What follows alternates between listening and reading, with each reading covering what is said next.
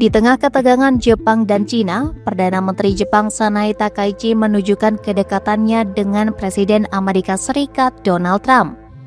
Takaichi menjelaskan dirinya sempat berbincang dengan Trump selama 25 menit melalui sambungan telepon pada Selasa 25 November 2025. Di hadapan wartawan di Tokyo, Takaichi mengaku bahwa Presiden Trump lah yang meminta pembicaraan tersebut.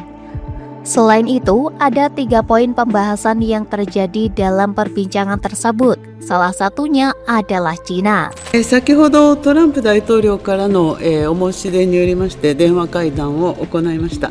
で、私からは、トランプ大統領が訪日された、時のことを報道した、アメリカの、新聞にサインをしたの、送ってきてくださったことへのお礼と、あとウクライナ和平に関する米国の取り組みへの評価について、お伝えをしました。 Trump dan Takaichi saling bertukar pandangan tentang penguatan aliansi Jepang-AS dan situasi serta berbagai tantangan yang dihadapi kawasan Indo-Pasifik.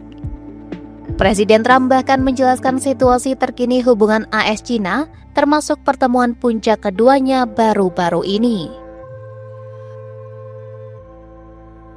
Menanggapi pernyataan Presiden Trump tersebut, Perdana Menteri Takaichi menjelaskan mengenai pertemuan puncak G20 yang dilakukan pada Minggu 23 November 2025.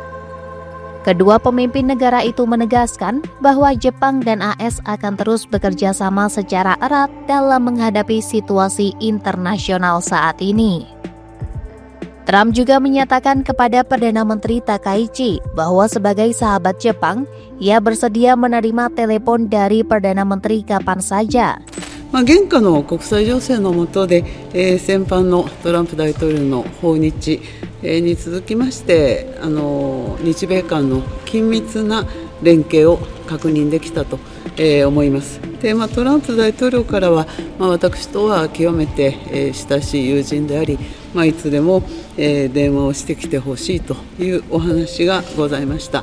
で、会談内容でございますけれども、これ外交上のやり取りでございますので、詳細については差し控えさせてください。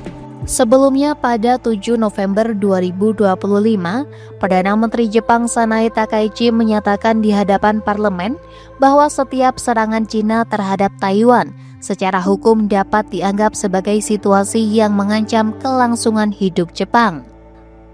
Pernyataan tersebut dinilai berpotensi membuka peluang bagi Jepang untuk menjalankan hak bela diri kolektif dan pengerahan militer.